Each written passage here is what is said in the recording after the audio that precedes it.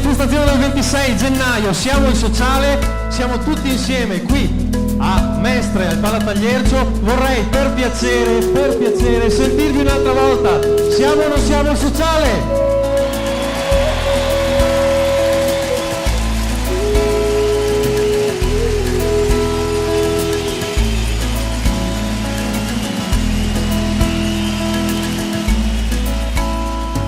Silenzio incredibile su quello che sta accadendo. Da 5 anni, io vi do solo questo dato, c'è stata una riduzione del 90% delle risorse per il sociale. Quale realtà può resistere? Quale realtà può andare avanti?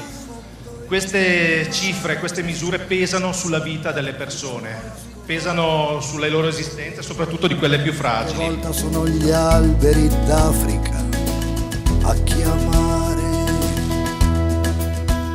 Questa mattina ho potuto essere presente a questa manifestazione perché c'è stato qualcuno che mi ha fatto alzare, che è venuto a prendermi, che mi ha portato qui. Oggi sono qui, ma fra 3 mesi potrei essere escluso da questa opportunità e dal fatto di vivere. È un colpo ai miei diritti che non posso accettare. L'educazione e l'attenzione per le nuove generazioni sono un investimento economico e non un costo per la collettività. Non è solo una questione di giustizia nei confronti delle persone direttamente coinvolte, è anche un imperativo etico che misura il grado di civiltà e di capacità di garantire i diritti ai propri cittadini. È una questione che ci chiama in causa davvero tutti, perché il sociale è davvero di tutti.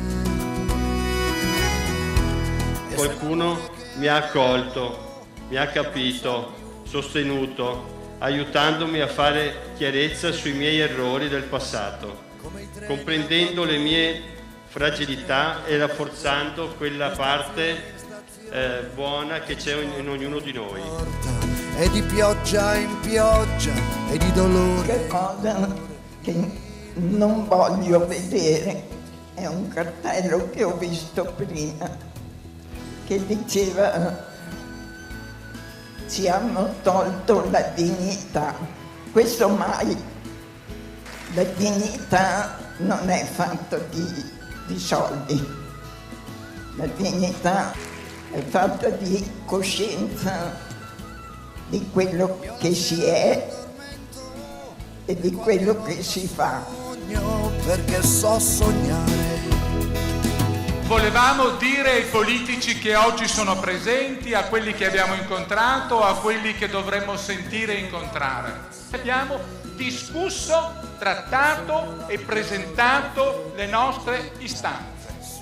È per questo che da domani, quando si apriranno le discussioni sui bilanci regionali, noi saremo qui.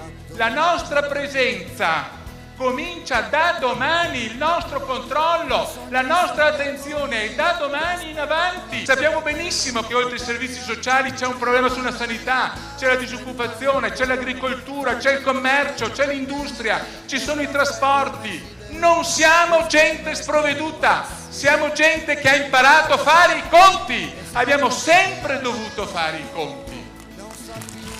E siamo qui a dimostrare che l'inverno, come è stato cantato, passerà. Come i treni a vapore, come i treni a vapore, di stazione in stazione e di porta in porta, e di pioggia in pioggia e di dolore in dolore, il dolore passerà.